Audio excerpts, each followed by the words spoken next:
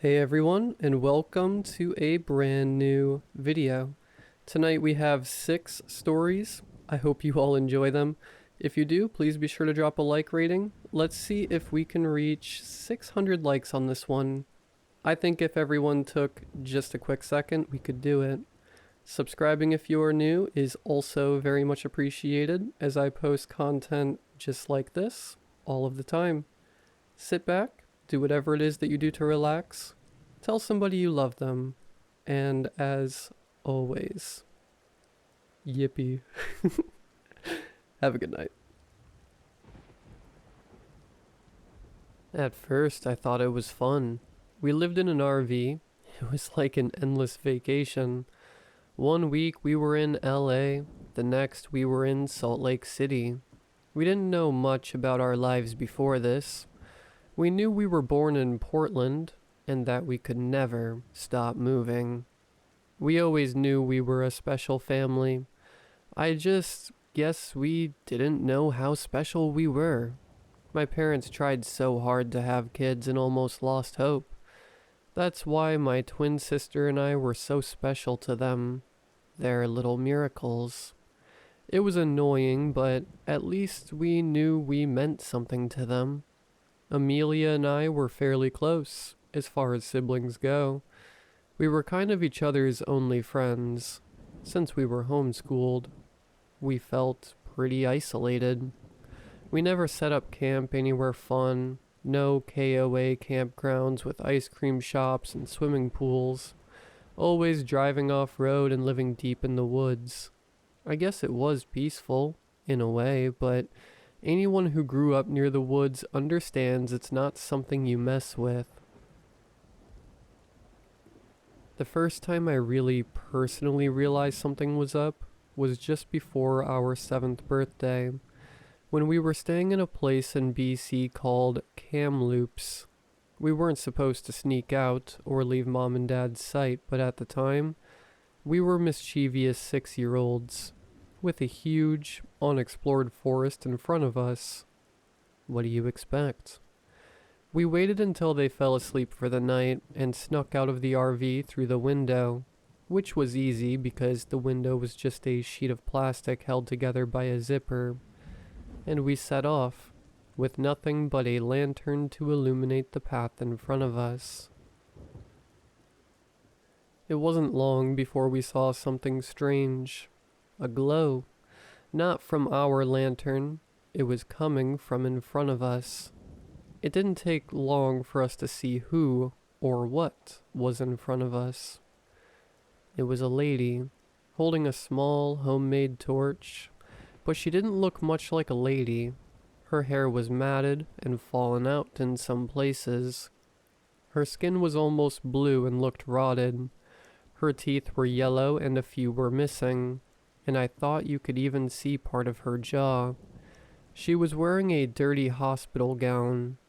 I didn't know where the nearest hospital was, but it had to be pretty far, because the last time I remember driving anywhere with a paved road had to be 3 hours before we set up our camp here.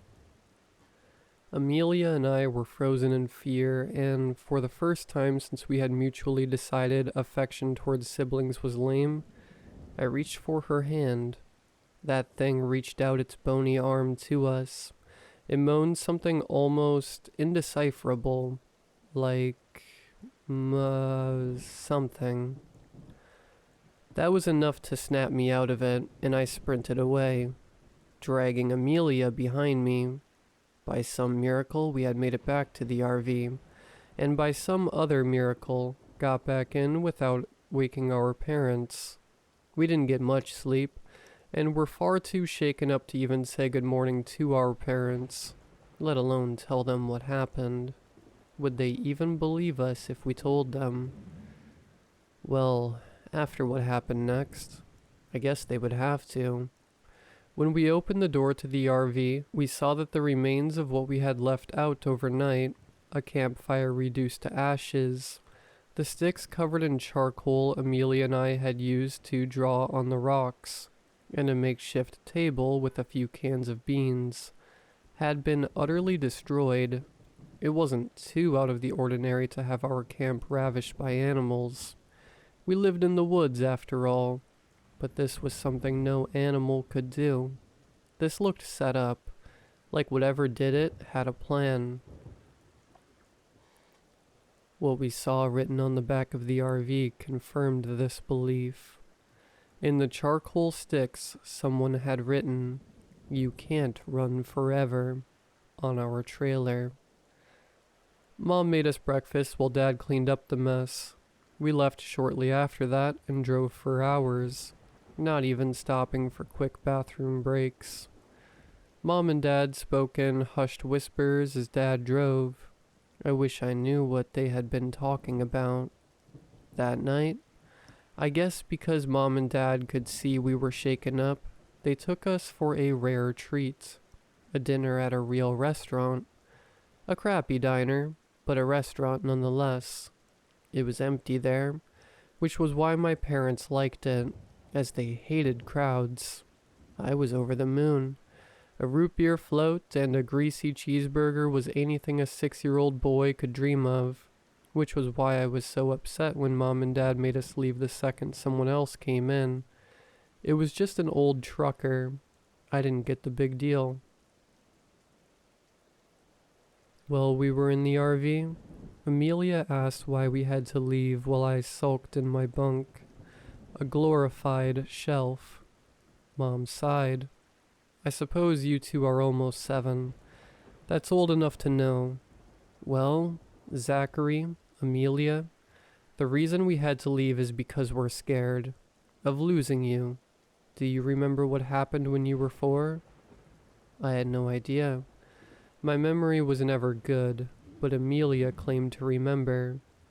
We were in Beaverton, not too far from Portland. She said that when we were 4, we were running around in a field when a big man in camouflage and big boots came up to us and bent down to our level. "We're not supposed to talk to strangers," Amelia said. She was always a goody two-shoes. "I'm John. Now we're not strangers. What are your names?" "I'm Zach, and that's my sister Amelia. We're 4 and our birthday is July 26th, 2002, I had apparently said. But I bet Amelia just said I said that to make me look worse. That's when he stopped smiling. He roughly took our hands and started to lead us away. "Let's go somewhere fun, Zach and Amelia. I need to take you someplace else." My mom got teary. "That's right. If your dad and I hadn't caught you just before you left, we probably would have never seen you again. I took you to someplace safe. And your dad, well, your dad, I shot him in the leg. Hope he had fun crawling back to his house," he said coldly. Amelia and I shot each other glances. "Okay, Daddy, I'm going to sleep now," she said, climbing over me to get to her bunk. That night we stopped somewhere for the night. I forget where, probably near the interior of BC or maybe Alberta. I looked out the little plastic window and I saw her. I saw that lady again. She was staring at me and Amelia in our bunk beds, reaching out for us with that same long bony hand. I rolled over and tried to sleep, but couldn't, knowing she was there. Life continued on like that for a while. Anywhere we'd stop, she'd be there. Washington, there she was. Nevada, you bet. Montana, better believe it. Amelia and I didn't really explore much anymore, partially because we were getting older and gradually showing less interest in that sort of thing, but partially because that experience in Kamloops traumatized us both. That didn't stop the lady from trying to get us. Sometimes we'd catch a glimpse of her on the highways we drove by. Sometimes she'd appear right where the fire of our campsite stopped illuminating, so we could barely see her. On the rare occasion we went into public to get supplies or food, I could have sworn I caught a glimpse of her in the crowd. Whenever she was around, I always heard that cry of hers. Ma-ba-ba. After a while, she stopped scaring me. Well, as much. Everything finally made sense. The day before Amelia and I turned 14, Mom and Dad had left the RV and gave us a rare couple hours of freedom as they gathered things for our birthday. We weren't parked ridiculously far from civilization, but I'd say a good hour's worth of walking. We weren't that scared. We had lived in the woods long enough to know as long as you didn't bother the forest, it wouldn't bother you. And the lady in the hospital gown was honestly more of an annoyance than anything else. I'd even go so far to say we had almost forgotten about her. I was reading, and Amelia was rummaging around the RV for food. I was getting immersed in my book when Amelia shouted out, "Zach, come check this out." I rolled my eyes. What could it be? We had lived in this tiny RV for almost 14 years. I knew it like the back of my hand. There was absolutely no nook or cranny I didn't know about. Oh, guess I was wrong. There, under the driver's seat cushion, Amelia had pulled out, for some reason, a box. It was small and a bit squished from all the years of my dad's butt sitting on it, but we could still tell what it was. Amelia excitedly reached to open it. Inside were papers. "Forget about it, Amelia. It's probably just boring documents for work," I said, but the look of confusion to horror on my sister's face was enough to change my mind. They were documents, but not for work. Birth documents.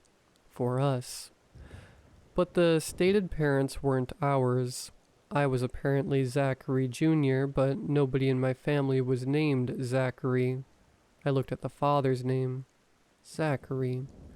The mother was someone named Emily. Maybe we were adopted, I suggested. Amelia reached in and pulled out another sheet of paper. She shook her head and held out the next one for me with a shaky hand. Infants missing from Portland Hospital, July 27th, 2002. Twins Zachary Christopher Clark Jr. and Amelia Emily Clark. Ongoing search. Anyone with information is to report it to the police immediately. Clark? Christopher? Those weren't our names. Our last name was Brown. And our parents certainly weren't Zachary and Emily. They were Jenny and Kevin. I had a feeling things were going to get worse. I was right, as Amelia pulled out the third and second to last paper. Portland mother of 2 murdered in hospital. Emily Clark, 27, had recently given birth to twins, now missing. When she was smothered to death in her own hospital bed. Police drawing of suspects. We looked at the police drawing. It was obviously not a complete match, but they were basically the only other 2 faces we had seen our entire lives. Mom and Dad. CCTV footage shows the 2 suspects leaving the hospital through a back door with the 2 infants. Search is ongoing. If spotted, do not approach these individuals. Alert the authorities immediately. We were silent as Amelia shakily grabbed the last piece of paper. This was from 2006. We were 4. After an Oregon man allegedly spotted the missing kids and was attacked by the perpetrators, a glimpse of hope is seen in this 4-year-long cold case. Father and husband of the victims, Zachary Clark, shares this message. To my babies, I have no idea where you 2 are, but I will never let go of hope that one day I will see your beautiful faces again. You may not even know who I am, but that doesn't change anything. Until we meet again, Daddy loves you. We couldn't even say anything. What do you even say to that? We just stood in silence for a while. Then we heard a banging on the RV. We jumped and looked outside. It was the lady in the hospital gown, closer than ever. We could see her bluish gray skin.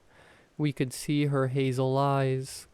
They kind of looked like Amelia's. Ma-ba-ba, she moaned, reaching out for us again. I looked down to the newspaper clipping. It had a picture of the victim on it. I held it up to the window, where she was staring at us. Ma-ba-ba, she said again. Ma-ba-ba, my baby. All this time, she had just wanted her babies. Amelia stepped out of the RV. I was scared at first, but this day couldn't get any crazier, so I followed. Mama? She asked, tears in her eyes. Baba, she said, reaching her bony hand out once again, but she didn't run. She let her touch her face as she gently rubbed her hand across her cheek. She did the same to me, but then pointed in the direction of the nearest town. Go, she said. Go? Why? Amelia asked. Da, our mother croaked. Dad, Zachary Sr., was he still alive after all this time? We have 2 hours until Mom and Dad... Amelia cut herself off. They get back. Let's go. Quick. Although we didn't really have any idea how to get to the town, we somehow knew. Like someone was guiding us. We busted into the sheriff's office, probably looking awful. First came the questioning, then the DNA testing, then they looked for our parents. Then they arrested my parents. Then the news stories and the interviews. Then we were flown out in a plane, my first plane ever, to Portland, to meet our dad. We were quite the story. They called my parents the wretches of the woods. They thought of them as evil witches who stole us and hid us deep in the woods. I guess they were right, in a way. It was weird seeing them behind bars, serving life sentences, because after all, they raised us for nearly 14 years. But that's where they'll stay. No running, no hiding. There's nowhere to hide in a cell. He burst into tears when he saw us. We didn't. It was weird. He was my dad and all, but was he? I mean, I guess I met him when I was like a few hours old, but I just couldn't connect to him. It took a while, but we slowly got used to our new lives, in a house with a bed and our own rooms, not running from everything, or living in the woods. It was peaceful, although most of the time I ended up sneaking into Amelia's room because after all this time, I still couldn't be alone. One time I got a knock on our window. We both woke up and saw the lady in the hospital gown outside, but she looked happier, less rotten, like she was complete again. Mama? I asked. Could she stay? And I could live with the family I craved. Like she read my mind, she shook her head. I have to go, my babies, she said, reaching her hand out to us through the window as she slowly disappeared into the night. We never saw her again after that, but we always knew she was watching us. But this time, we wouldn't run.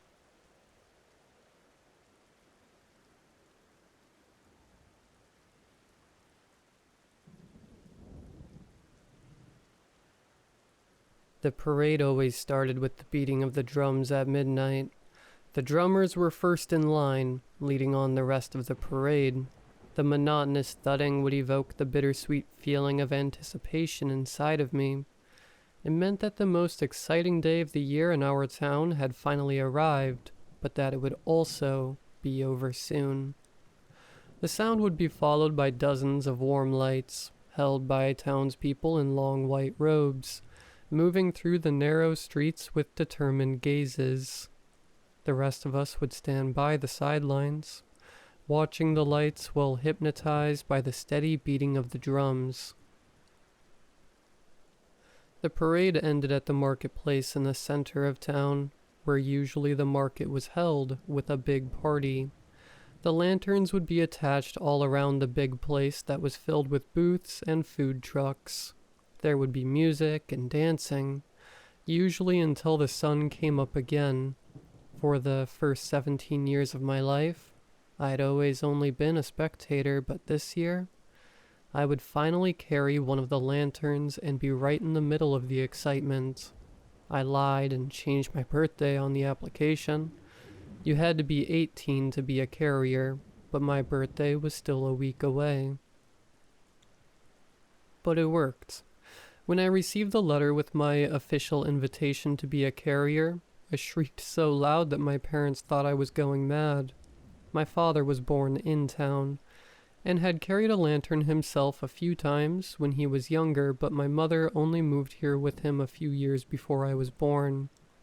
Carriers couldn't be older than 30, so she had never walked among them, but she always insisted that she didn't mind because she found the parade itself slightly eerie. She only liked the party. I can't exactly blame her. From an outside perspective, it can feel a little odd. The marching, the outfits, and all that fire, but when you have an open mind, you see it for the wonderful tradition it is. And that's how I saw it. Or at least, used to. I thought it was an honor to be among the carriers, and the cherry on top was that my best friend June was chosen as well. When the day of the first year's parade finally came, I was more than prepared. I had picked up my robe earlier in the morning and ironed it. It was a little too big for me, so I had to make sure to be careful not to trip. I'd eaten a carb-loaded dinner and got to the toilet 3 times before leaving the house, so I definitely wouldn't have to pee during the march. June picked me up at 2 a.m., and together we made our way to the meeting point on the outskirts of town. Most people who saw us in our robes on our way there smiled at us and waved, but some also had solemn looks on their faces. "I can literally feel the excitement in the air," I said to my friend. "Yeah," she mumbled, "but have you noticed how weird some people are looking at us?" I shrugged. "They're probably just jealous." As I said those words, I noticed a woman in her front lawn staring at us while watering the bit of grass in front of her. As we got closer, I saw that the water was even reaching her shoes, but for some reason, she didn't move. Even when the can was clearly empty, she was still holding it tilted. A shudder went through me, and I moved my gaze away from her. Anyway, not our problem. I linked my arm with June's and quickened my pace. "And how excited are you for the party?" "This is the first time my parents will let me stay out all night for it." A grin spread all over her face. "You mean the first time they know you stayed all night?" The meeting point was already packed with people. Most were wearing robes like us, but there were also volunteers handing out lanterns and matches, as well as some water bottles and energy bars. The drummers were readying their instruments, and this year's parade leader, Maximus Abrams, walked around with a clipping board, explaining to everyone which position they would have in line. Maximus was an overly excited citizen of our town. Everyone who lived here knew him, but I found him rather insufferable. He always wore the sharpest smelling cologne, had far too much gel in his shoulder-length hair, and loved to be involved in all types of town business. When he reached us, he gave us a warm smile, First-time carriers? He said as a way of greeting us. We both nodded. Wonderful. We're excited to have you in this year's parade. I'm sure you will have a marvelous time. He took a quick look at his clipping board. I'll put you both in the 7th line, so you can be together. But, and he really emphasized that word, no chanting during the march. The only sound will be from the drummers. You have to be focused. Keep the pace, and whatever happens, do not get distracted. There are marchers behind you, and if you suddenly stop or trip, we will have a line of dominoes all falling on top of each other. He stared at us with eyes so wide that I thought they might pop out at any second. Yeah, of course, June said, the side of her lips slightly tucking upward. Fantastic. And remember, you do not light your lanterns before you hear the drums.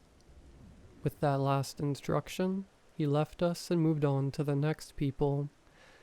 The last hour passed in a heartbeat, and before I knew it, we were already getting in position. June was on the left, and I was in the middle, and then the person who would be on my right showed up. Hey, Cassie. I heard a familiar male voice. Oh, hi, Darian. I smiled. Darian lived in my neighborhood, and his parents were friends with mine, so I'd met him a few times before.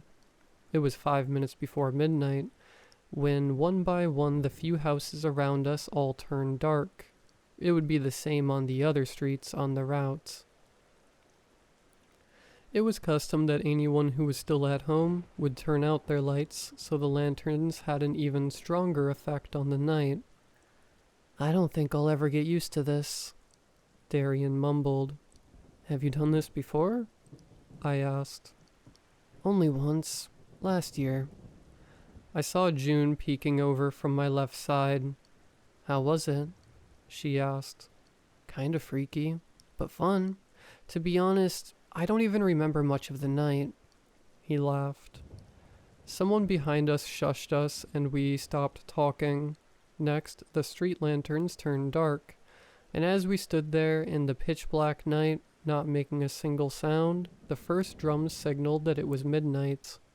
It was followed by the other drums, beginning a steady beat and signaling to us that it was time to light the fires. I looked over at my best friend and saw her smile light up in the warm light. And then we started marching. As we walked further into town, we noticed more and more people by their sides watching us and the lanterns. We kept our promise and kept quiet. Suddenly I forgot all about my too long robe or the fear of tripping. I felt like I belonged with the people around me, and I didn't look over, but I was sure that June felt the same way. I lost all sense of direction, and couldn't even say if we'd already passed my house, but it didn't matter. All that mattered were the people around us, the children watching with big eyes and bright smiles. But as we walked further, something shifted in the atmosphere. At the beginning, I could still hear people calling to us or cheering, but suddenly the spectators were eerily quiet as if they were frozen in time. The smiles disappeared from the children's faces, watching us with tilted heads. The empty expressions of the adults resembled the ones of the lady on the lawn. I tore my gaze away from them and simply stared at my lantern. It felt as if my heart was beating as loudly as the drums, and I started feeling nauseous. From the corner of my eye, I saw some movement on my left. I slowly turned my face toward June and noticed that she was watching me. She was watching me while she was walking, not missing a single step. And then her mouth opened wide as if she was screaming, but there were no sounds. I opened my own mouth to say something, but no words came out, and then I could have sworn that for a second, her eyes turned white as sheets. I was so in shock that I didn't notice that my robe had caught under my shoe. I tripped and was close to falling when Darian grabbed my arm and steadied me. Luckily, I'd managed to hold on to my lantern. It was a trick of my imagination. I had to keep walking on, I tried to tell myself. In reality, I was too scared to look at June again.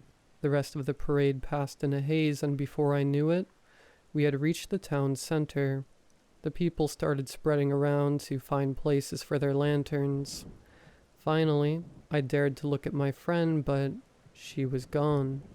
I tried to call June, but she wouldn't pick up, so I walked around the festival, looking for my parents or other friends, but there were too many people, and the loud noises from every other corner distracted me, so I aimlessly continued walking around with no real target in sight. But I started noticing something odd. Most people were enjoying themselves, but there were a few who caught my attention. When I passed the carnival ride, the old-fashioned horses going round and round in circles, I felt a woman was watching me. I stopped right in front of the ride, and the woman's gaze was on me every time the horse passed. At first, her face was serious, but with each turn, her smile started to spread, wider and wider. I shook off the shudder that went through me and walked on, but then I noticed more people watching me, all with that hungry gaze. Some of them were in small groups, but most walked alone. I tried my best to ignore them, but I finally spotted a familiar face at the cider booth. My mom was chatting with friends. Her cheeks were rosy, and she looked so happy that I finally felt a moment of peace and safety. I felt even more relieved when she told me that she met a completely fine June in one of the drinking tents. That's when I decided to call it a night and head home. On my way to the exit, however, I bumped into Darian. "Aren't you dying in that?" he asked. "What?" He pointed to the thick robe I was still wearing and laughed. "It's like 1,000,000 degrees tonight." "Oh, I forgot about that." His smile turned into a frown. "Is everything okay?" he asked. I looked around to see if anyone was close enough to hear us. "Did you notice something weird during the parade?" "Like what?" "The people, the atmosphere. I don't know." Darian moved a hand through his dark hair but stayed silent for a moment. "Kind of," he finally admitted. "I thought it was just me. I mean, the monotonous beats and the lights, I think they put me in a hypnotic state or something. I only snapped out when I noticed you tripped, but I didn't really look at the people before, just at my light." I nodded. "The hypnosis thing kind of makes sense." I laughed. "Maybe I hallucinated a little. Anyway, I'm heading home. Have a good night." "Are you sure you're okay? I can walk with you if you want." "No, it's fine. It's not far, and there are still a bunch of people around." There weren't a bunch of people around. All the streets that weren't in the town center were empty, and suddenly I regretted not taking Darian up on the offer to walk me home. I steadied my pace, and just as I was rushing around a corner, I bumped into someone. The smell of sharp cologne immediately hit my nose. "Hello there, carrier. Carry the carrier," he said as a big grin spread on his face. He'd just appeared out of nowhere. Why was he not at the festival? "Oh, hi. Glad to see you're still wearing your robe. Not many take the ceremony seriously enough." "Uh-huh." All I wanted to do was get home. Small talk with Maximus was the last thing on my mind. "Do you feel it? The shift in the atmosphere?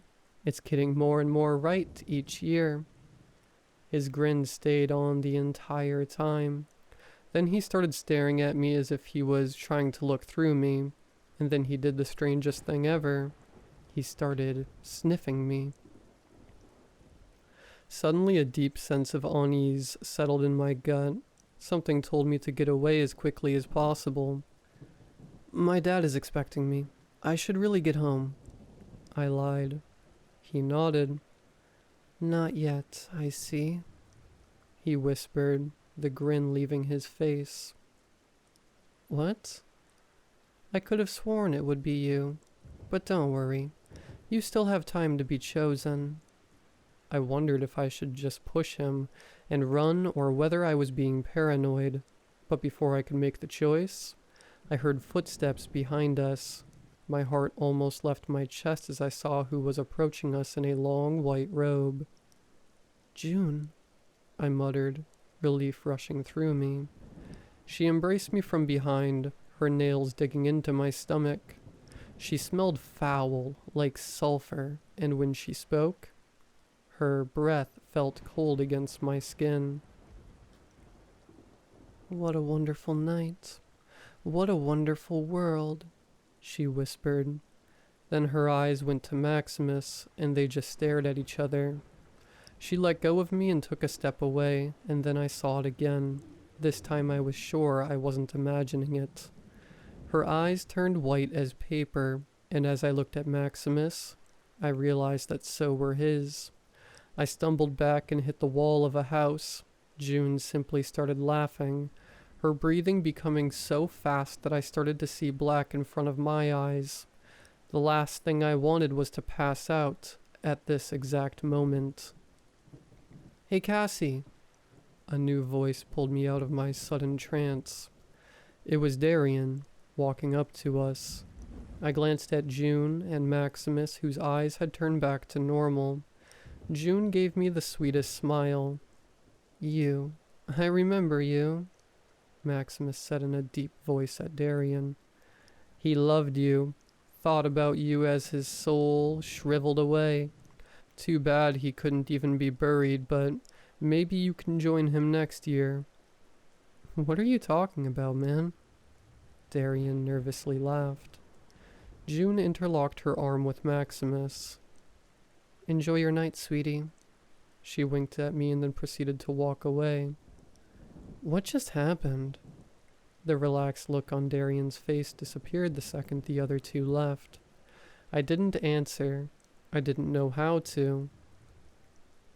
So instead I asked, "Why did you follow me?" "You seemed really out of it. I wanted to make sure you were okay." I wasn't sure I could trust Darian, or if I could trust anyone, but also didn't feel like walking around alone, and at least the other two left when he showed up, so I let him walk me home. The light at the front of our house was on. My father was sitting on the steps leading up to the porch, looking into the distance. When he saw me, there was sadness in his eyes. "I forgot," he whispered. "I forgot what it's like. I always forget." "Dad? What are you talking about?" I kneeled on the steps in front of him.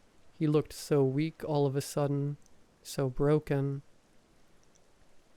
"Every year we celebrate, and every year we forget what changes. It's a ceremony. We hold a ceremony for them, and we don't even know it. We present ourselves with the lights, and they take one of us. Just replace them." Darian got closer, but we both stayed silent, waiting for my father to continue. He gently put his hands on my cheek. "I saw you, among them. It went by so fast. I'd forgotten what happens. I always forget, but you're okay. You are yourself, aren't you?" "Dad?" I started, but then he closed his eyes. When he opened them again, it was as if he'd awoken from something. He quickly shook his head and smiled. "Oh, honey, you're home already." The sad expression vanished from his face. "Hello, Darian. We saw the two of you together in the parade. Did you have a good time?" Darian nodded, but kept staring at my dad.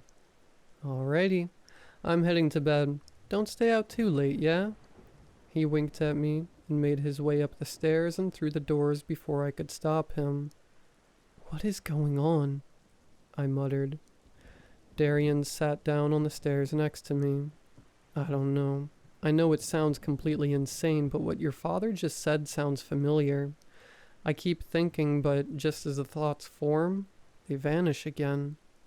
I grabbed him by the shoulders and fixed my gaze on him. "Try to think. Remember. You were a carrier last year. What do you remember?" He kept looking into my eyes, his expression empty, but then he blinked a few times and tears started forming in the corners of his eyes. "My brother," he whispered. I went to the parade with my brother last year. He was older than me, moved out when I was 10, and even though he lives here, we lost almost all touch with him. Until last year, when he reached out to me and convinced me to sign up for the parade. What happened to him, Darian? A tear slid down his cheek, and suddenly I understood. Maximus is your brother. I took his hand in mine, and together we just sat there, defeated and scared. We sat there until the memories disappeared from Darian's mind again, and I was alone. All alone with the knowledge of something horrific that nobody in town would ever believe. All alone, mourning the life of my best friend. I try to remember June's smile in the warm light, the look of anticipation and happiness in her eyes. I try to think about that and not of the moment everything was ripped from her, when her eyes disappeared, when she tried to scream for help but nobody could hear her. How the same thing must have happened to Darian's brother and countless other people here, and how it will happen again next year.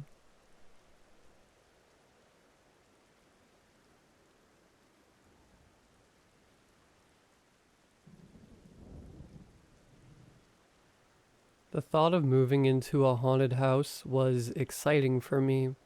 I didn't really believe in the paranormal, but I also didn't not believe in it, if that makes sense.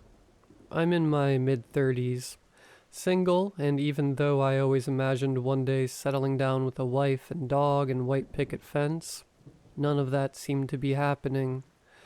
I'm not the most handsome guy, and combine that with being a little socially awkward, I realized it was more realistic to get the house first than a partner. It's not a big place either. It's 1,200 square feet with a tiny backyard, and the neighbors are so close I can almost reach out and touch their house without leaving my yard. But it was mine. It was a long house, a shotgun-style house I think they're called. The previous owners had bought it with the intention of flipping it. They had only done half the work, stopping midway through renovations and selling at a loss.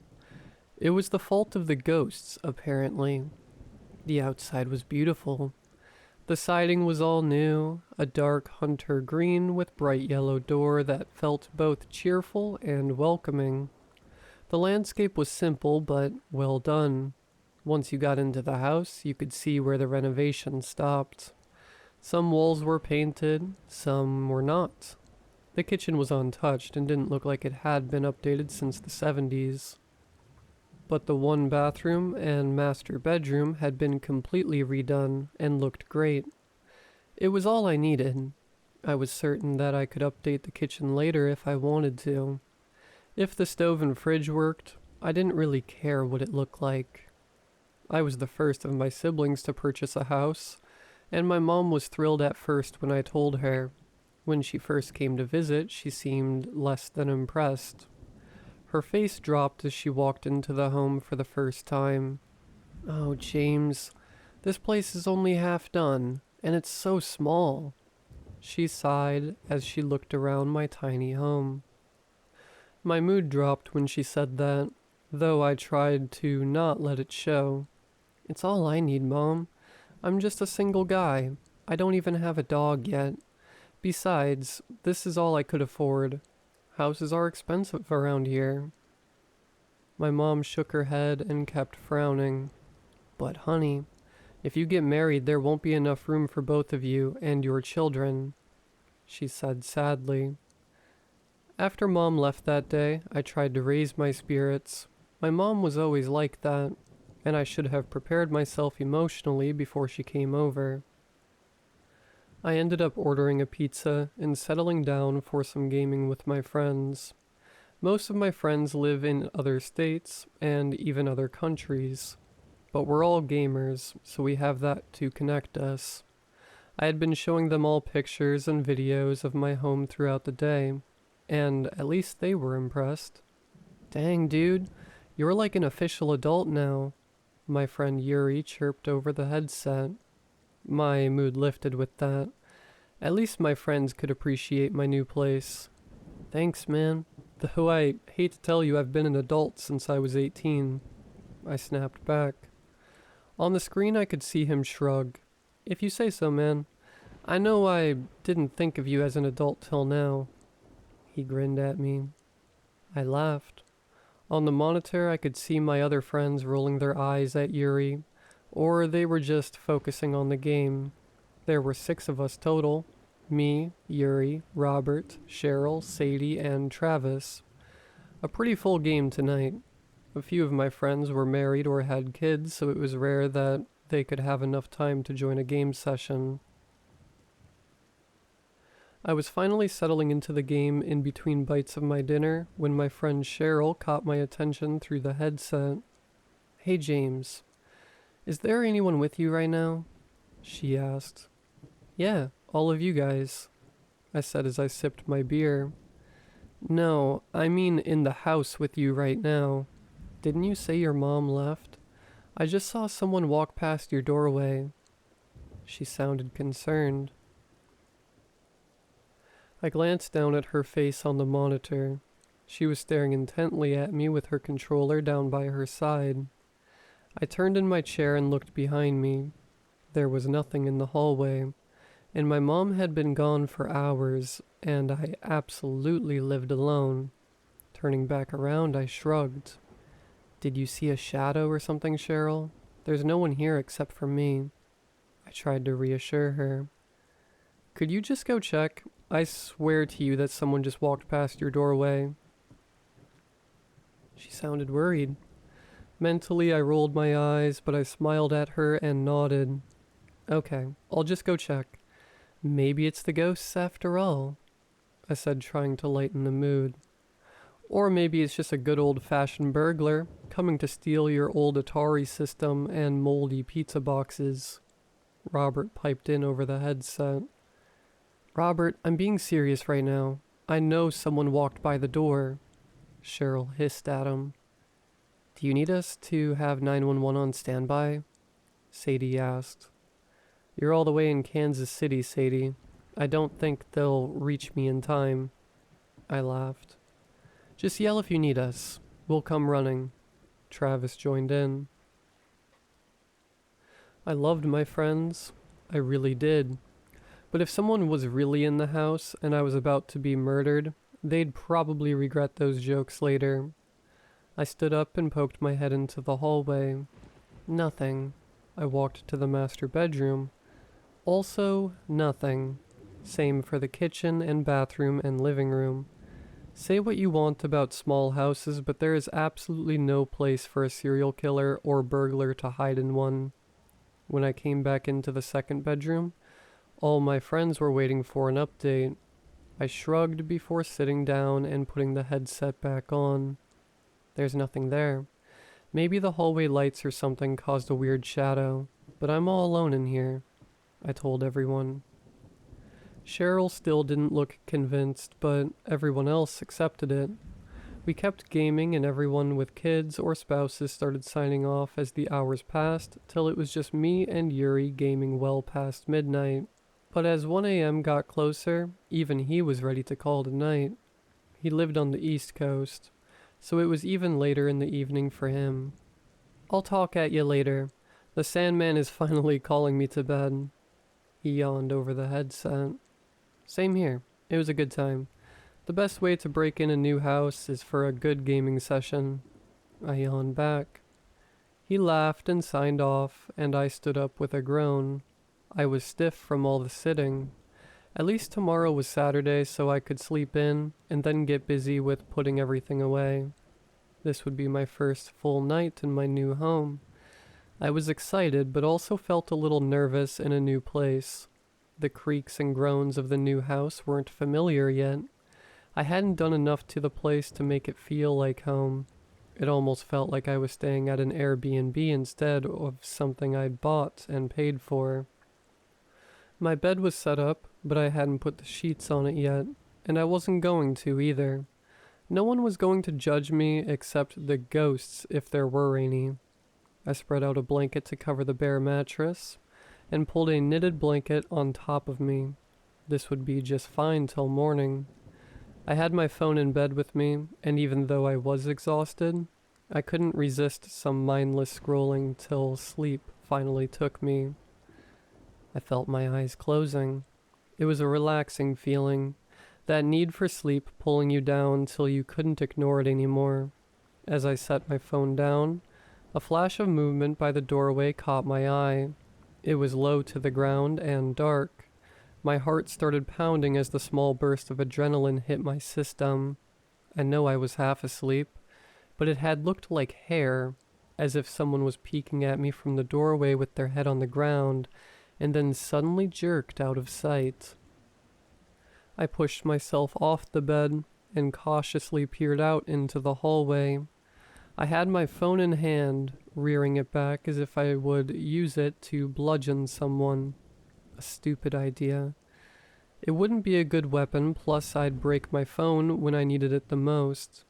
Reaching around the door frame, I flicked on the hallway light. There was nothing.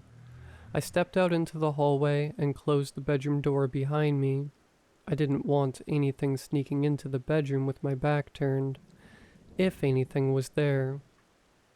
The second bedroom I used as my game room was closed, and I knew nothing was in there.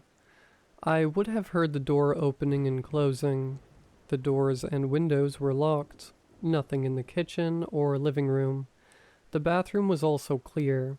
I felt myself relax as I realized I was alone, but I still felt like I saw something. Maybe it was a rat. Though a rodent of that size running around my house, possibly chewing through cables in my electronics, didn't make me feel any better. When I went back to bed, I closed the door behind me and locked it. Probably not necessary, but it made me feel better. At the very least, it would be a deterrent to rats. I was asleep as soon as I hit the bed. When I got up the next morning, I found out I had slept in more than I intended. Not that it mattered. I had the whole day to do whatever I wanted. A nice breakfast and 2 cups of coffee later, I was ready to get started. Luckily, I didn't have much in the way of possessions. I had an extensive game collection and memorabilia, but beyond that, my home was a bachelor pad. It made setting everything up easy though. By 5 p.m. that day, I felt satisfied with everything. All I had to do now was get used to my new home. I sat on the couch and turned on the TV. After close to an hour of YouTube, I realized I was bored and restless. Now was a good time as any to get out and explore the neighborhood. I locked up the house behind and picked a random direction to walk in. It was a good-sized neighborhood. All the houses were older and smaller than you'd see in a normal suburb. Some looked like they hadn't been updated in decades and looked lived in and loved. Others had new siding and had an air of modernity that made me think they had been bought and flipped like my house had. The walk was therapeutic. I should make this a daily habit, I thought to myself. Getting out of the house, away from the electronics, was a good way to detox. "Hello," a small, quiet voice spoke from beside me, and I jumped. I looked around, my eyes finally settling on an old woman sitting on a metal folding chair in her front yard. She looked up at me, smiling and offering a slight wave. Beside her, an old dog of indeterminate breed slept beside her in the sun.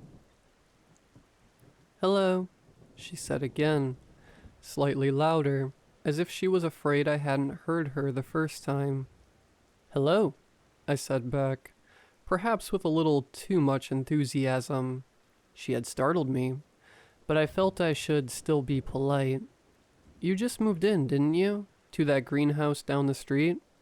It used to be white," she said matter-of-factly. "Uh-huh," I nodded back at her. I felt my mood drop. I like old ladies as much as the next person, but that didn't mean I wanted to sit and talk to her. Old ladies tended to ramble. She nodded sagely while reaching down and giving her dog a gentle pet. It didn't wake, but it stirred in his sleep. You be careful in that house. It's had a lot of owners over the years. Not many people stay for long. There was a lady murdered in it, in the 70s. It doesn't seem that long to me, but I bet you weren't even born yet. She chuckled. Uh-huh, I said, non-committedly, slowly edging away from her. I knew it. She was a rambling old lady, and I was about to get sucked into a long conversation I didn't ask for. I already knew the place was haunted. Supposedly. Anyway. I knew her, the lady who was murdered.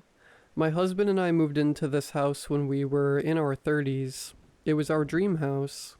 I remember Nancy. She was a sweet girl. Her husband was a monster, though.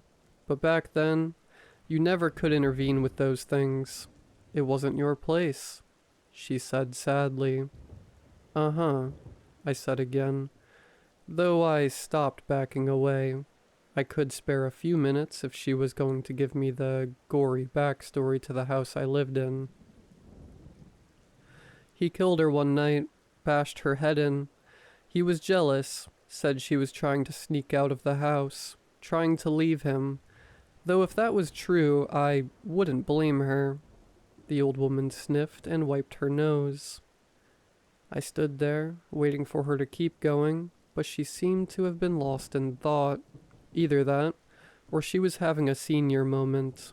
I cleared my throat, trying to get her attention. Sorry, dear. I was lost in my memories. I'm Deborah, by the way. Lovely to meet you. You should keep on with your walk. Don't mind me. I tend to ramble sometimes. She waved her hand as if dismissing me. I smiled at her and waved as I walked away, though I kept glancing back at Deborah. She seemed happy, just sitting there in her chair in the front yard. I wondered if she talked to everyone who walked by. If she did, I'd have to make sure not to walk past her house again. The rest of my walk was uneventful. I even took the time to stop at the local coffee shop and had an iced tea before walking back home. Except for the weird encounter with the old lady, it had been a pleasant time. It was getting dark by the time I made it back home. I had stayed out longer than I intended, and I had also gotten lost, several times. If I was going to take daily walks, I would have to get better at finding my way home. Walking in the house, it was dark, and I hesitated at the entrance. I could have sworn I left the tableside lamp on at least. I hate walking into a dark house, so I always leave at least one light on, but it was off. I shrugged. Maybe I was misremembering. There wasn't much to do for the evening. It was just a matter of making myself some dinner and either watching a movie or playing a video game. I decided on leftovers and some good old solo gaming time. I had plenty of games I had been meaning to start. I was warming up the pizza in the microwave, with my back to the living room, when the TV suddenly switched on. It wasn't loud, but the sudden noise was enough to make me gasp and whirl around. It was switched on to the local news channel. I stared at it for a few seconds before going over to turn it off. Then I turned it back on and selected Netflix. A movie sounded better with dinner anyway. I did check the cables on the back of the TV to see if anything had come loose, and the batteries were good in the remote and it hadn't fallen off the table, which might have explained why it switched on. When I sat down to eat my dinner, I was a little unsettled. The thought of ghosts was getting to me, and I didn't even really believe in the supernatural. Maybe I need to get my house tested for radon. The evening passed quickly enough. No one else was able to game that night, and I just mindlessly watched Netflix and messed around on my phone till it was midnight again. Another exciting evening in my new home in the bag. That night, I jolted awake. I had been fast asleep. I hadn't even remembered falling asleep. My phone was in my hand still, playing a relaxing rain sounds playlist from Spotify. I lay there for a few minutes trying to understand what woke me up. That's when I heard it, a soft but unmistakable sound of something being dragged down the hallway. I sat upright and stared at the bedroom door. I had closed and locked it again, safety against any rats that might try to sneak in while I was unconscious.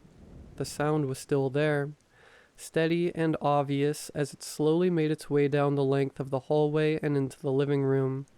There was no way I could blame this on a dream, and if it was a rat, it was the size of a dog, in which case I was terrified to find out what it was dragging down the length of my house.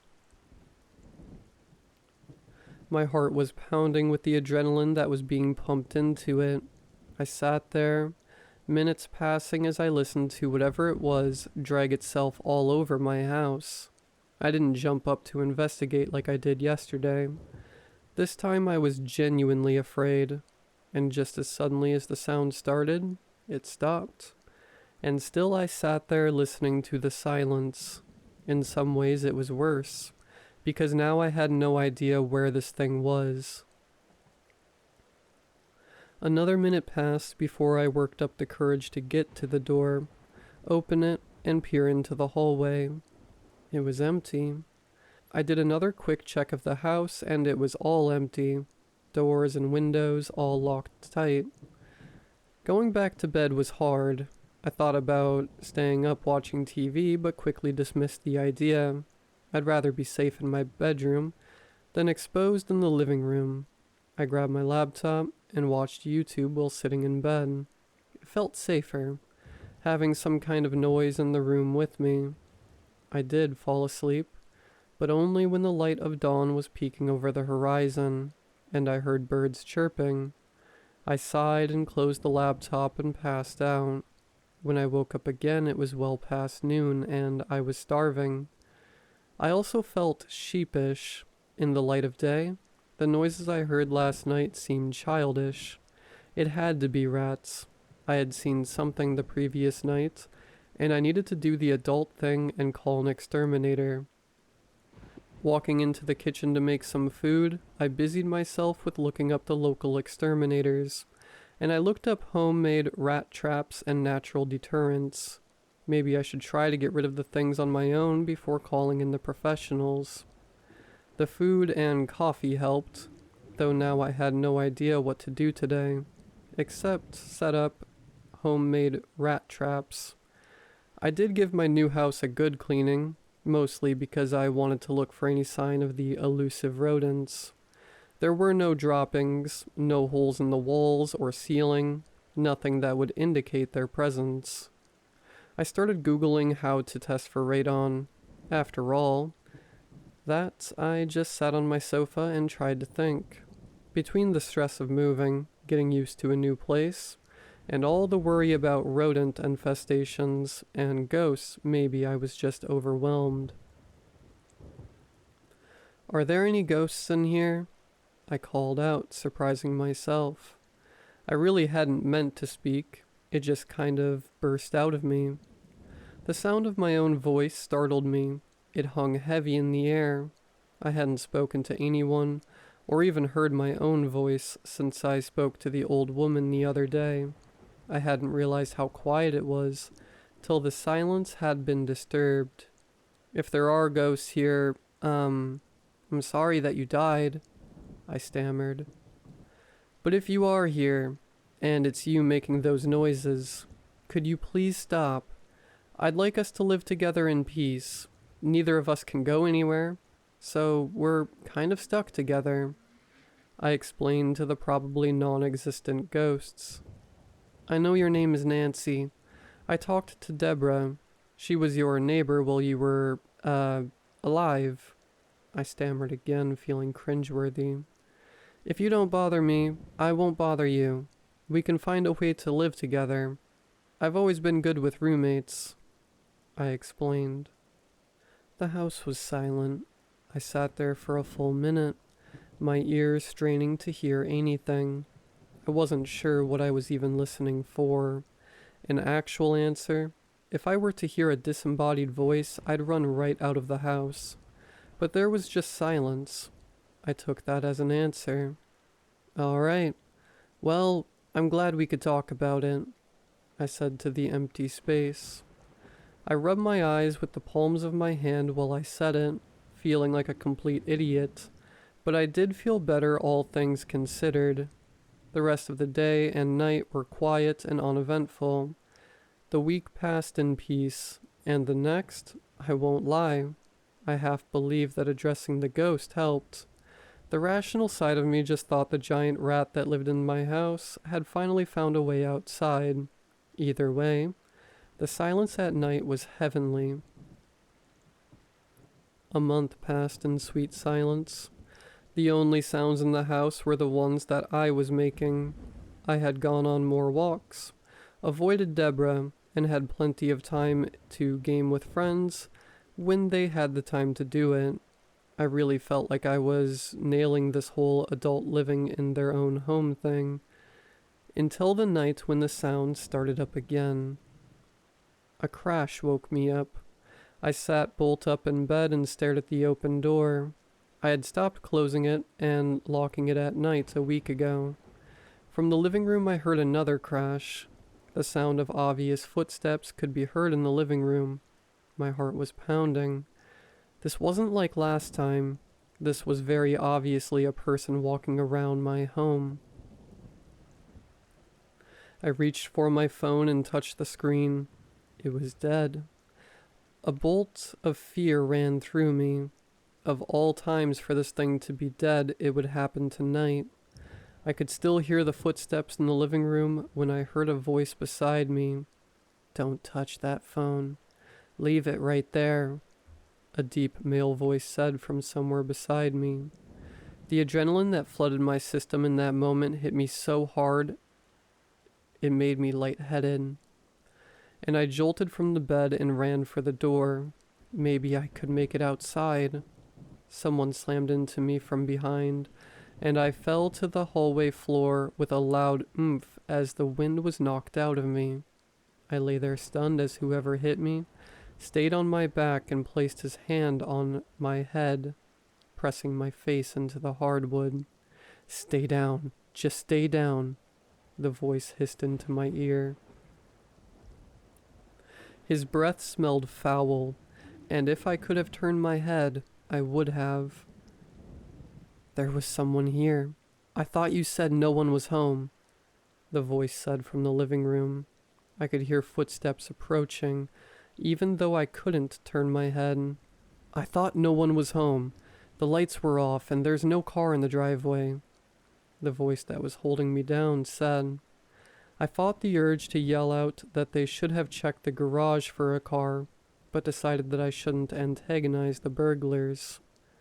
"Go check his room for a wallet," the voice behind me hissed. I managed to turn my head slightly so I could see the man in the living room out of the corner of my eye. He was wearing a dark and filthy hoodie with an equally filthy bandana covering his mouth. His eyes, the only thing visible, were wide with fear. As I lay sputtering on the floor, I saw him snap around and face the living room again. "What was that?" the guy asked, backing further into the hallway. "What do you mean? What is it?" the man holding me said. His grip tightened on my hair, and I fought down the urge to yelp. "I hear something. Someone else is in here with us," he shot back, looking from me to his friend and back again to the living room. That's when I heard it. That same shuffling sound that I hadn't heard for weeks, as if something was being dragged along the floor. This time I heard grunting too, as if someone was exerting themselves with their movements. My heart leapt again. I could hear what it was getting closer and moving into the light. It was a head. Thick and dark hair covered a skull that was only half there. If I looked closer, I could see what looked like brain matter or congealed blood glinting in the light from the caved-in cranium. My stomach heaved at the sight of it. The head moved further into the light, and I could see it was attached to a body. A woman. Her dress, I couldn't tell what color it had been originally, was so caked in blood that it was impossible to tell. The eyes rolled in her sockets as she locked up the burglars. They were bloodshot, but I could tell that they were brown. I could see the hurt and fear in them, and anger. Her jaw was dislocated, but she still managed a strangled squeal, as if she was trying to talk or scream. I couldn't tell, and it honestly didn't matter. The man holding me down finally let me go and jumped back. He let out a low scream, as if there was no breath in his lungs, and he still tried to make a sound. I took the opportunity to push myself towards the hallway's wall, and as far from the apparition and the men as I was able to get, and I looked up.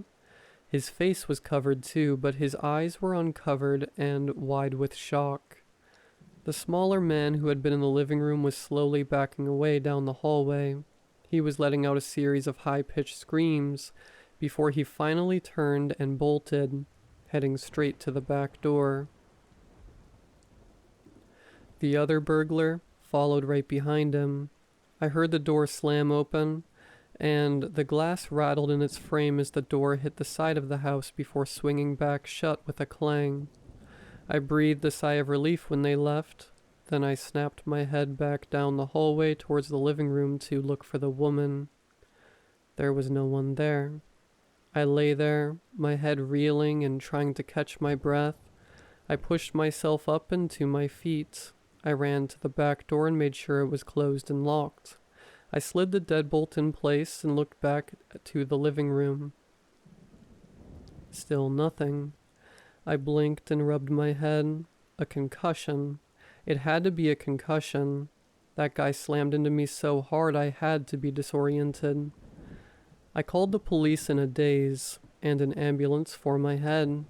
I waited for them outside on the front porch in a fog, my eyes returning to living room to see if the entity would reappear. There was nothing there, and it was deathly quiet, almost like it was waiting for something. "Thank you," I muttered into the darkness of the house. I felt the energy shift then, as if whatever was in there, whatever had helped me, was satisfied with my thanks. The police came, and the ambulance. My neighbors who I had never met came out of their house to stare and point. A few of them filmed me with their phones. I hoped nothing about tonight ended up on YouTube or TikTok. I did end up going to the hospital just to be safe. I had to call my mom and my brother and sister just to let them know what was going on. Mom was hysterical.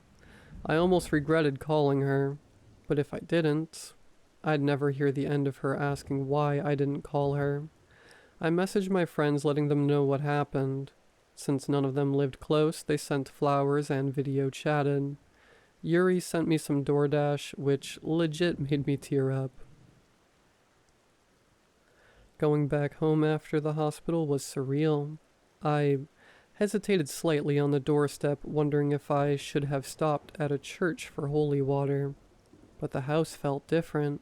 It felt lighter, but also expectant, like it was excited to see me. I took a few deep breaths and walked in. It didn't matter if this place was haunted or not. This wasn't the movies where you could just move away at the drop of a hat.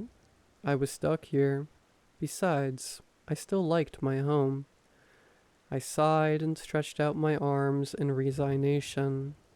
"I'm home," I said, feeling the tension leave my body.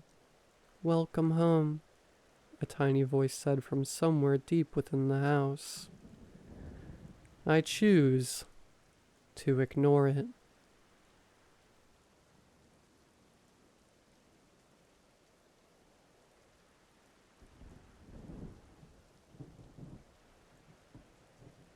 Seriously, please read this if you live in an apartment complex.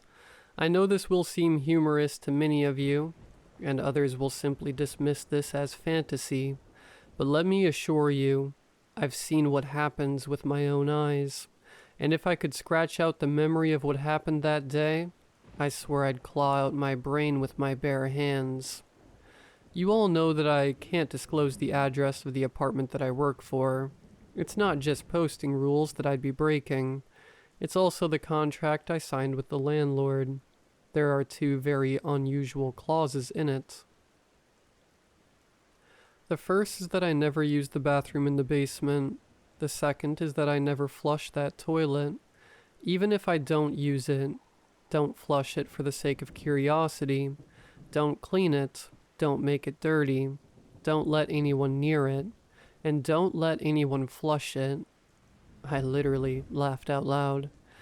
Then I looked at the financial penalties if I broke those two rules, and I took it more seriously. I wanted the job. The salary is more than I expected, and I enjoy working as a handyman. I was offered the job and wasn't even going to mention those two odd clauses when the landlord brought the topic up. You read the part about the toilet in the basement? Yes, I did, and I'm satisfied with the private bathroom that comes with my office. Thank you. I see no need to use the one downstairs. The landlord leaned across his desk and stared at me with his dark black eyes. Flushing that toilet is a death sentence. Do you hear me? If you are going to work here, you are going to help make sure no one else gets killed. He was spooking me out. I had to ask. Wait, someone died from flushing a toilet? Not just one person. Over the years, 6 people have died because of that specific toilet. One of the victims, the last one, happened on my watch.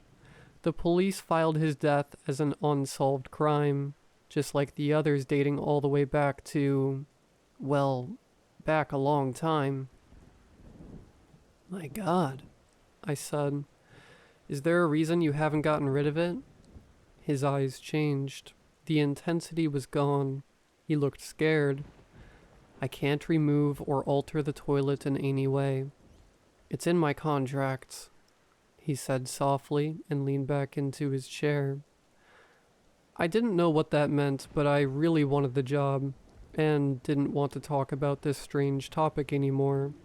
I can handle not flushing one toilet in the entire world. I assured him that I would never break my contract with him. He offered me the job. A year later, the toilet found a way to get my attention. Up till then, we had no problems. I had been down there 2 or 3 times a month to do small tasks or stack stuff. The basement seems much larger than all the other floors, and this bathroom is a small closet-sized room in the farthest corner from the stairs. The elevator doesn't even come down there, as if the building was originally constructed to conceal the underground cavern. I was unloading some extra air conditioning filters along the wall when I noticed a red mark on the floor. It was blood. One of my rat traps was missing. I had placed a few of them around the basement when I found rat turds earlier that month. The blood trail led me into the depths of that pit where the lighting was bad, and I knew where it was taking me before my eyes verified it. The blood trail led to the bathroom. There was a small hole between the closed door and the rotted frame. The dying rat had gone through the hole and was in the one place that I feared to go. But I couldn't have a dead rat in there. It might have stunk up the basement.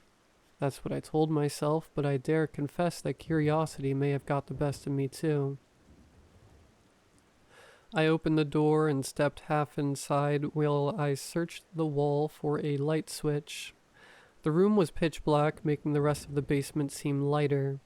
I was starting to panic when I couldn't find the darn switch when I saw it.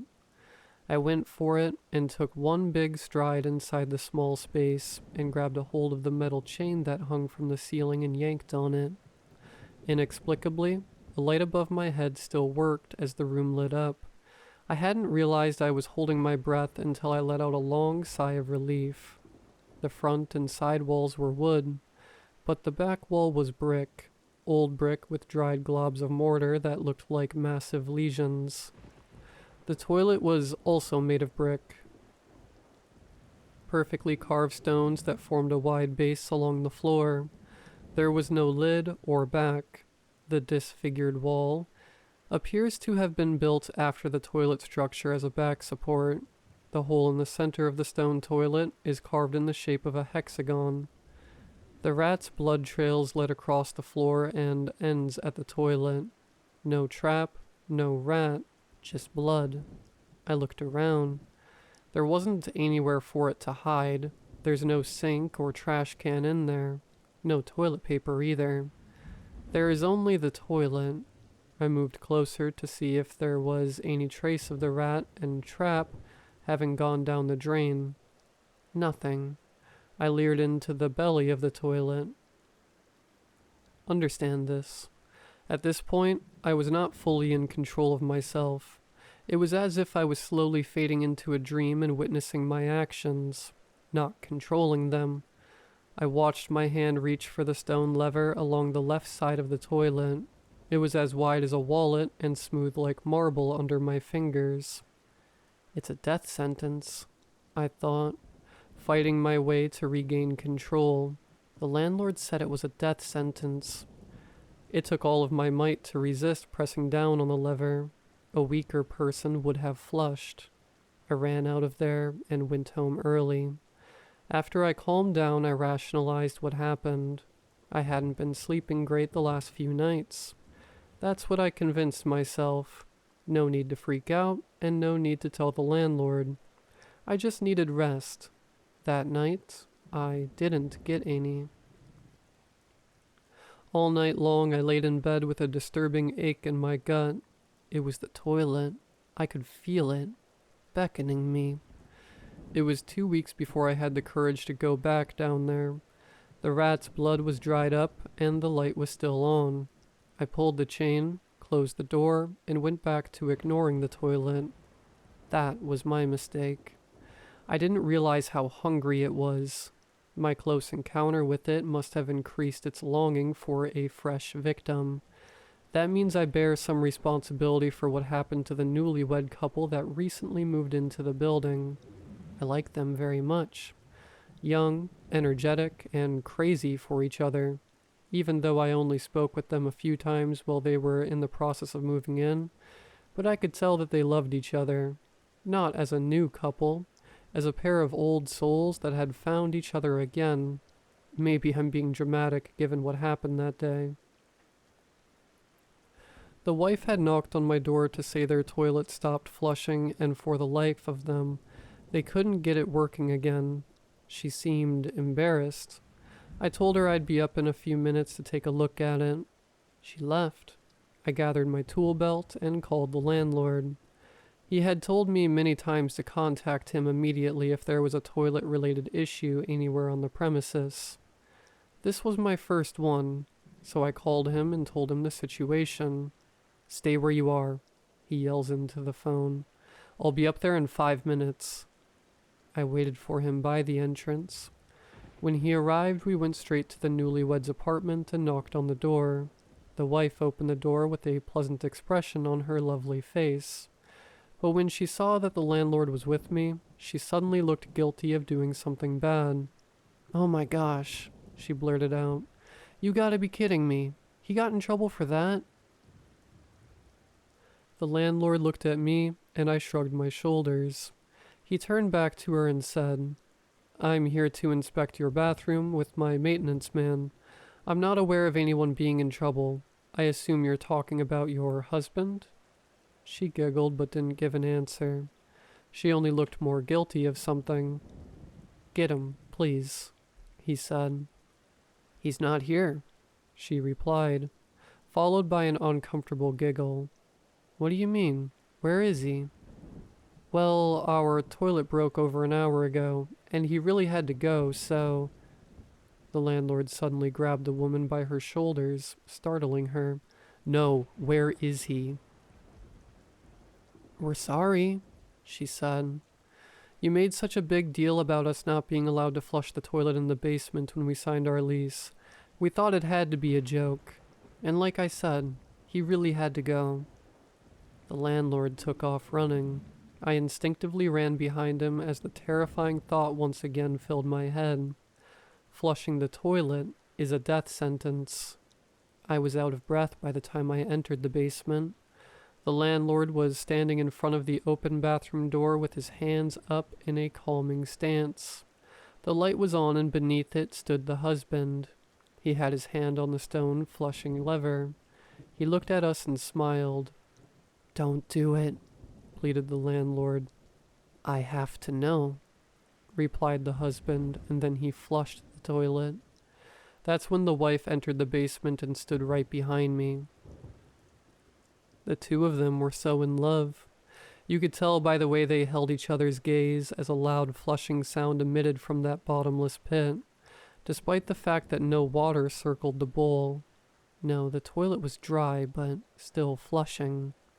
The four of us stood there without moving, and then I saw it in the husband's face. An expression came over him that I can only describe as pure horror. He was still looking at his wife behind me when the landlord turned to face my direction also and gasped at what we saw. I heard strange sounds at my back, wheezing, gurgling, and splashing. I turned around, face to face with the wife. The toilet was draining all of the water from her. She was soaking wet as her pores pushed water out from every cell in her body with such force and speed that a large puddle was forming beneath her feet. Inside, her organs were suffocating and exploding. Her eyes gushed water out as she choked to death in seconds. The sound of the toilet draining slowly came to a silence as the wife collapsed on the wet floor, making a splash. She looked like a dried raisin. Someone started screaming. I think it was the husband. Maybe it was me. Maybe it came from my head. All I know for sure is that flushing that toilet is a death sentence. Not for whoever flushes it. Whoever that person loves the most. That's who dies. The ones who love the most, and it can't be stopped. I know because I was here as the cops came and declared her death an unsolved case. The landlord and I had to clean the newlyweds' apartment out for new tenants. The husband went mad and checked into a clinic. Their love story turned into a nightmare. And I worry for you out there. Who knows if there are more of them? They might even look different. Maybe they're starting to work together. I need you to believe me when I say if you live in an apartment and you've been warned, then please, I beg you, don't flush the toilet.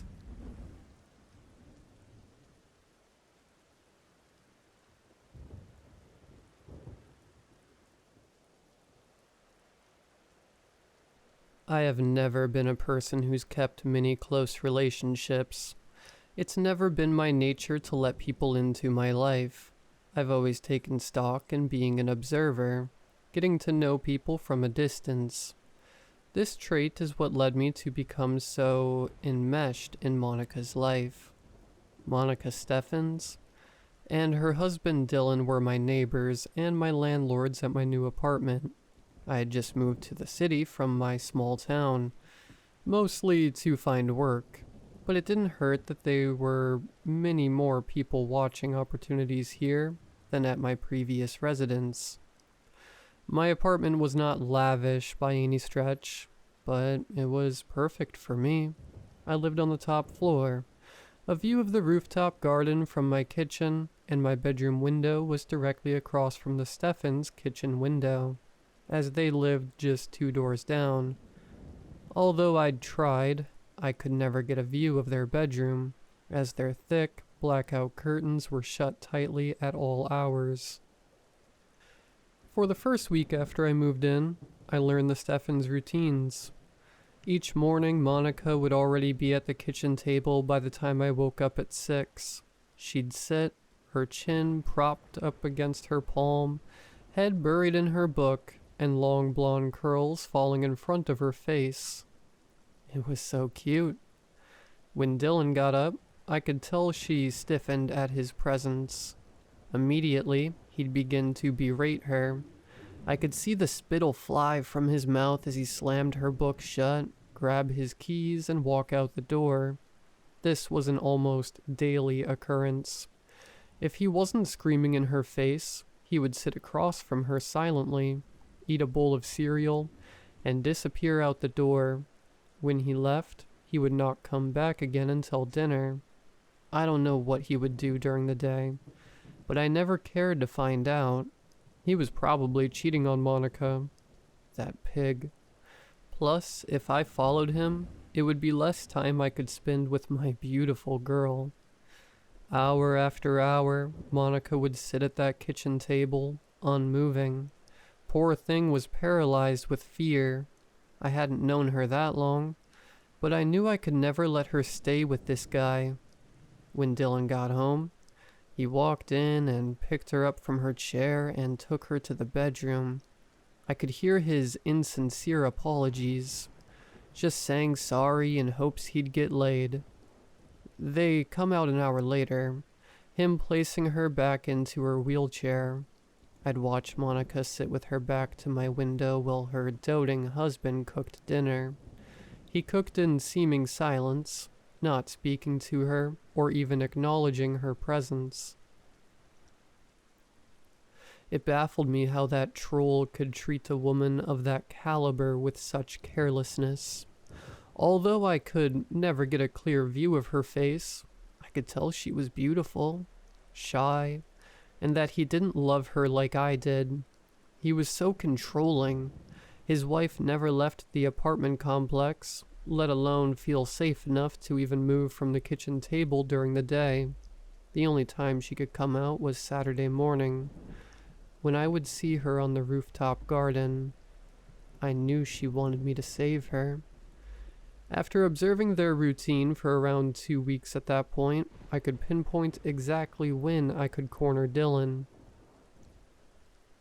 The morning I planned to confront him, there was a change in the usual routine. While Dylan was in the middle of his screaming session, he struck the back of Monica's head.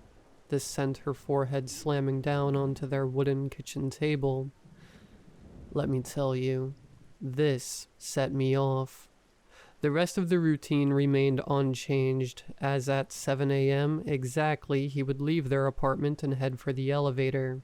Following him, I left at 7:01 so I could catch the elevator right before it closed, wanting to seem nonchalant. I smiled when I walked into the elevator and introduced myself, stating that I was sorry for not formally introducing myself since moving in. I hadn't interacted with him directly when I had signed the lease, just his property manager. He gave me the side eye, so I confidently stuck out my hand to shake his. He grabbed it finally, his tarnished silver wedding ring cold on my hand, and said, "Yeah, I'm the landlord, Dylan." I told him I had noticed his wife's affinity for gardening, and asked if she'd like some company next time.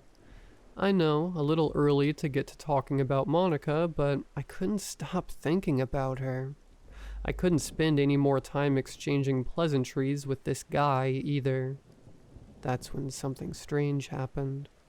He turned to me and grabbed my forearm, squeezing so tight that it was painful. He shoved me forcibly against the elevator wall and said, "Listen, I know you've been stalking my wife. She wants you to leave her alone." The elevator door dinged and opened. He let go of my arm and walked straight out without another word, straight through the complex doors to his car and drove off. I stood, shocked. What was that? But I had gotten what I came for, and that was all that mattered. That whole "leave her alone" was such an obvious lie. It confirmed to me that she needed my help.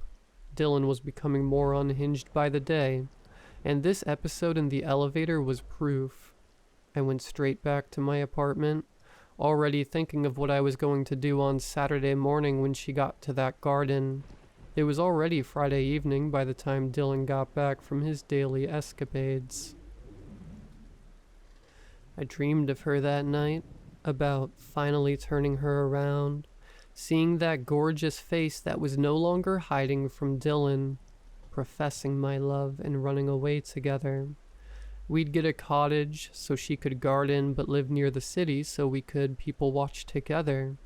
We'd both be free and happy. Saturday morning came, and I woke up early to prepare my things. When Dylan woke up, he went immediately to find Monica in the kitchen. He lit into her first thing. It was too muffled to hear exactly what he was saying, but loud enough that I could hear through their closed window. I could see her distress. She couldn't even lift her head to defend herself. This poor, beaten-down woman was counting on me. But it wasn't too much longer now. Dylan forcefully grabbed her wheelchair and wheeled her out of the apartment, heading to the roof. I watched as he dumped her there, screaming a final time, saying, "You can just rot out here. I don't even care anymore." Dylan disgusted me. I wished I could rush up there and take her away right then. However, I knew I had to wait for Dylan to depart if I wanted to avoid a confrontation. Half an hour later, I approached the elevator so that I could reach the rooftop garden. As the elevator rose, I took a deep breath. Was I going to do this? Confess my love to this married woman and propose that we run away from her abusive husband together? I guessed so, because a moment later, I was stepping out from the elevator and into the small hallway that ended with the final obstacle between me and my love. As I approached the door that led on top of the roof, I felt the hot summer air begin to seep in. I turned the knob and stepped onto the bright roof. There she was, Monica. That silky blonde hair was instantly recognizable. It had fallen and covered her face slightly so that she couldn't quite see me approach. I walked over slowly, as I didn't want to startle her, but then my emotions took over. I grabbed her shoulder, spun her around, and closed my eyes right before I professed my love. But I got no response. I mean, nothing. Not a "screw you," not an "I love you too." Silence. I opened my eyes, expecting to meet the eyes of a beautiful woman. Instead, I gagged. She had no eyes. They were gone. No eyebrows either. They were replaced with thick, black stitches that held her eyelids together. Her eyes were completely sewn shut. My eyes traveled down to her nose. She had a maggot hanging out of her right nostril, and it turned to crawl into her left one. She was a repulsing pale color with burst veins littering her skin. Then down to her mouth. It was sewn as well, and her lips were gone, ripped off her face. Her mouth was sewn into a line. No smile, no frown. Completely straight and emotionless. Beyond that, her legs were completely gone. I was expecting her to have been intact. I mean, I knew she was in a wheelchair, but her legs looked like they had been sawed off. They were jaggedly rotting, not being cauterized of anything. I couldn't look anymore. I ran to the hallway leading back to the elevator, vomiting once I had gotten the door shut behind me. I ran to my apartment where I deadbolted the door behind me and sunk down into a fetal position, sobbing. I felt indescribable loss and anger. What had he done to my beautiful future wife? He mutilated her, and he thought I was going to let him get away with this. I had no weapons beside a massive hammer from an old toolbox I had under my sink. I stalked my way to the Steffens' apartment and broke the doorknob off with my hammer, kicking the door in. I wanted to avenge my love. The apartment had an atmosphere so grotesque, so depraved, so much more disturbing than I could have ever imagined. I walked into the door and smelt rotting flesh seeping from the walls. The only light came from the singular kitchen window, the one I had stared into so many times. The one I had never imagined would hold this horror lurking in the spots I couldn't see. Right by the window, just out of the view I could see from my apartment, was a meat hook, and there in the dim apartment hung Monica's left leg. He was going to eat her leg. I nearly puked on the kitchen table. I couldn't bring myself to leave, though. No matter how much my brain said to run, my feet kept taking me further into the apartment. I entered their bedroom. Dried blood splatter stained the walls and floors. It looked fairly faded. How long ago had he killed her? I knew it hadn't been long, but I believed that the whole time I had been living in this apartment, she had been dead. I gazed into my apartment window as I re-entered the kitchen, imagining how untainted my mind had been just hours ago. I began to panic. I wanted to call the police. I had impenetrable evidence against Dylan. Not only was Monica slumped over on the roof, but his apartment was a striking and completely incriminating crime scene. Before I attempted to get help, I knew I had to get Monica somewhere safe. I started my way out of the kitchen, making my way back to the front door. But then a voice rang out from just outside the front door. "What the?" Dylan yelled. He broke the routine. I had no chance of running. I ducked back into the bedroom and slid quietly into the attached bathroom.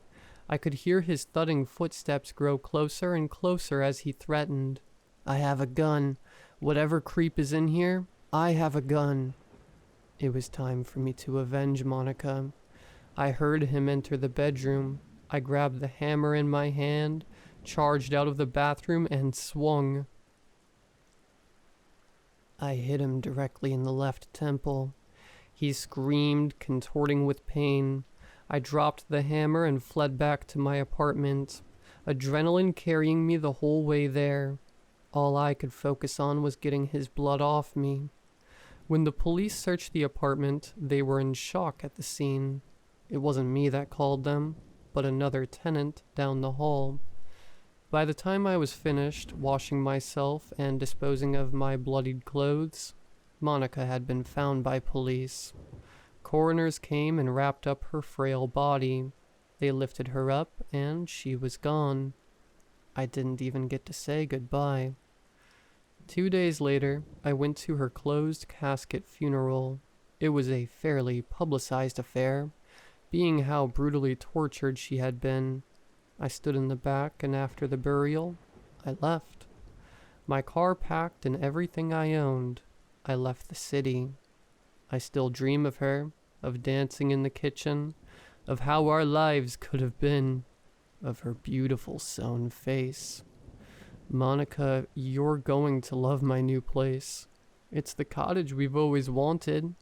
I can't wait to pick you up soon. See you then.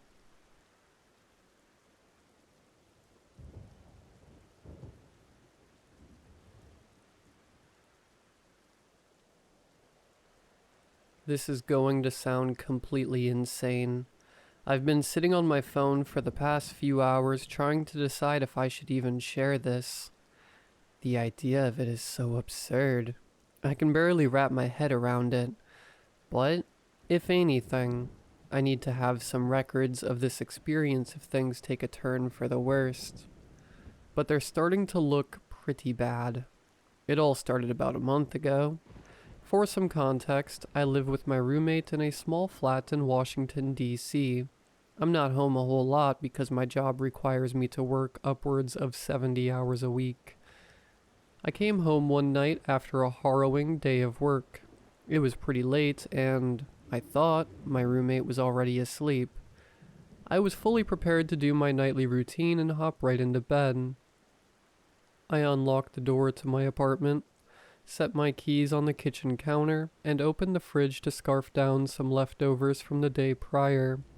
I turned my back from the kitchen counter for not even a minute as I rummaged through the fridge, scouring each shelf for my Tupperware container of taco meat. Upon finally finding it, I turned back around to head towards the microwave and heat it up. But something caught my eye. There were now 2 sets of keys on the kitchen counter. No, that's not right, I thought to myself. I knew I had just put my keys on the empty kitchen counter, so how could another set have magically appeared? Was I so tired I was seeing double? I rubbed my eyes, but the replica keys remained, still next to mine, clear as day. I tried to rationalize it immediately. I'm a logical guy. I can always find an explanation for even the most absurd phenomena. I knew I didn't have any spare keys, despite my mother's constant insistence that I made copies just in case. So how could another keychain, identical to the one I owned nonetheless, materialize next to mine in an instant? I figured my roommate had crept in behind me and placed his keys on the table next to mine. I was probably so exhausted I hadn't even heard him come in. Though this explanation made the most amount of sense, upon further inspection, I realized the keys were an exact replica of mine, right down to the Charmander keychain I had since I was a teenager. There were keys on this mysterious replica that I knew for a fact my roommate couldn't have had. For instance, I saw keys to offices in the building I worked at. The keys were even positioned the same way I had set them down. It looked as if someone had copied the exact placement of my keys and pasted it directly beside them on the counter. It was utterly impossible. But again, I insist that I was not an irrational man. Not then, at least. I knew this had to be some kind of prank. My roommate and I weren't close. He was a pretty peculiar guy with interests that differed from mine. We didn't interact much besides the occasional cordial greeting, but I never would have expected him to be smart enough to play a prank like this. It was odd, even for him.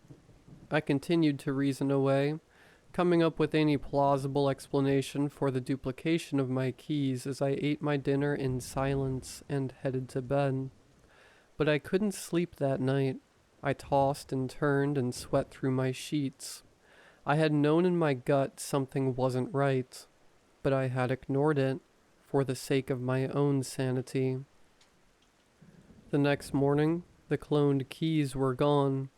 Only 1 pair remained in the kitchen counter. I breathed a sigh of relief, chalking it up to me being a sleep-deprived, that I was imagining things. Boy, was I wrong. After about 2 weeks, I had honestly almost completely forgotten about the whole incident. That was until it happened again. This time I had just gotten out of the shower on my 1 day off. It was Saturday and I had decided to go for a quick run around the city for some exercise. I had arrived back at my apartment and taken my AirPods out to jump in the shower. I placed them on my dresser without a second thought before gravitating towards the bathroom to do my thing. About 15 minutes later, I leisurely made my way out of the bathroom, heading towards my dresser to throw on a pair of shorts and a t-shirt when I saw it.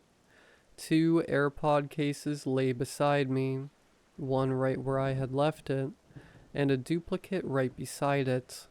I had to bite back a scream. Where had the other case come from? How could I even discern the difference between the 2? Which one belonged to me? I sat there for what felt like hours, staring at the scene before me in disbelief. I even contemplated whether or not I was going cross-eyed. I imagined the horror of beginning to see double of singular objects. I eventually, tentatively, reached a hand out to touch one of the cases to prove this theory, but I felt it in my hand. I felt them both in my hands. at the same time. That was when I decided something was seriously wrong. Now, what I did next, I can't provide an explanation for. I'm not sure what came over me. Perhaps it was sheer curiosity. Whatever it was a mistake. I had scrambled over to my bed, tearing away at the sheets and the comforter, to find my phone and ran back to the AirPod cases. I picked one of the cases up. At this point, I wasn't sure if I was picking up the duplicate or the original, but in hindsight, I'm assuming it was the duplicate. I stared at my phone and saw they were connected to the AirPods. I pressed play on a single song I was all too familiar with, Kelly Clarkson. The music I heard coming from these AirPods, if you could even call it music, was not Kelly Clarkson's Since You've Been Gone. No, this was what I can only describe as the most demonic sounds I had ever heard in my life. It was a chorus of screams, women, children, monstrous creatures wailing in agony, and at a volume so loud I thought my eardrums had burst.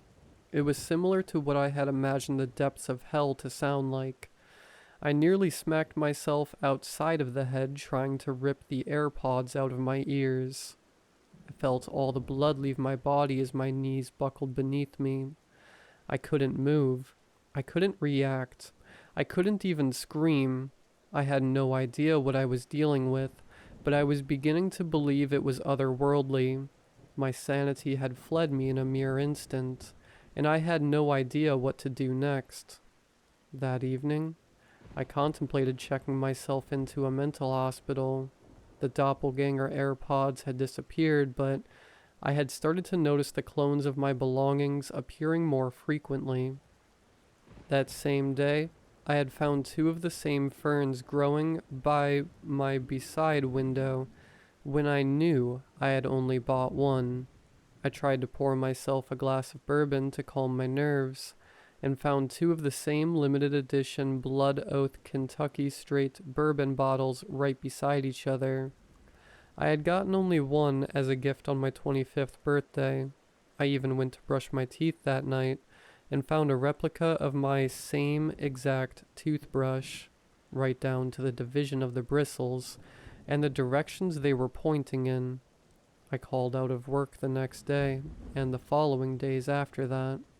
I couldn't function. I was living a life of dread, of trepidation.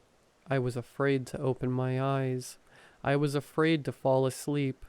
I felt as if I were going insane. But nothing could have prepared me for what happened tonight. I was holed up in the corner of my room, sitting at my desk, making a list of things that had duplicated themselves only to disappear in an instant. Throughout the course of the week, I had my laptop, my dresser, my picture frames, my pillows, and even my window duplicate themselves on more than one occasion. It had gotten to the point of being nearly inconvenient, if not inconceivably terrifying, specifically when my dresser had cloned itself right in front of the doorway to my bathroom. I hadn't had any contact with the outside world since the AirPod incident. Hadn't seen or spoken to a human being in fear of them, seeing through my veiled mental deterioration. I hadn't eaten or slept. I knew I would die if I kept living like this. At one point, I heard the front door of my apartment swing open, followed by the muffled humming of my roommate as he made his way to his room. I knew he was my only chance at survival. He was the only other person I could cling to, that I could use as some token of normalcy, someone to keep me grounded. I ran to my bedroom door and flung it open. I raced to the kitchen and caught him just before he had laid a hand on his bedroom door. I was panting like a marathon runner, and probably sweating like one too, but I didn't care. I didn't care about my appearance anymore, about how crazy I looked, or about how crazy I was about to sound to him. I just needed someone to confide in. "Hey man, what's going on?" he said casually as he turned his attention to my hunched over form. His tone immediately changed from cordial to genuinely concerned. Whoa, you okay? I gasped, struggling to get the words out. I have to talk to you about something. Something that's been going on here. Whoa, alright. Take it easy, man. Let's sit down for a second. He had put his hands in front of him gently and was talking to me as if he were trying to coax a rabid animal. I remember thinking his calm, cool tone was particularly out of character given that, as I mentioned before, my roommate was a pretty odd guy and wasn't usually one to be great with social interactions. But at that moment in time, his level of emotional intelligence was of very little concern to me. You have to listen to me, I tried to say, swallowing the saliva that had accumulated in my mouth. There's something really wrong with this place. I keep seeing double. Seeing double? Like you're too messed up or something? Is that what you mean? He stifled a laugh, clearly an attempt to lighten the mood, but I persisted. No, I'm not drunk. I keep seeing things appear, objects that are duplicating themselves. I knew how it sounded. I knew there was very little chance he would believe me, but I didn't care. I needed to find a solution. I needed to talk to someone about this. Anyone. Dude, that's impossible. My roommate chuckled nervously. Are you sure you're not just having some eye problems or something? No, you're not listening to me. I was growing more and more agitated by the second. I can feel them too. The replicated objects, they're physically there. You have to understand. Suddenly, so suddenly, I saw something from behind my roommate. From behind his form, I saw movement. I know I did. I saw a figure. It was peeking at me from inside of his open bedroom door. Though it was dark, the only source of light coming from the kitchen, and it barely illuminated my roommate, let alone the area behind his large body. I saw it. I saw the glimmer of a black eye peeking at me from behind him. It disappeared just as quickly as it appeared, as if it were snatched back into his room by an unseen force. I stared at my roommate with wild eyes. I pointed a shaky finger at him ever so slowly. Who are you? I say, in a voice so low I almost didn't recognize it as my own. My roommate's face morphed from a concerned expression into one of sheer terror. What do you mean, man? Silence rang in the air as the tension was sharp enough to cut through steel. I stared at my roommate for God knows how long, before I glanced once more at the doorway behind him, just as the figure reappeared. I could only see half of its face. A dark, black eye, the corners of a mouth, and a long, slim nose.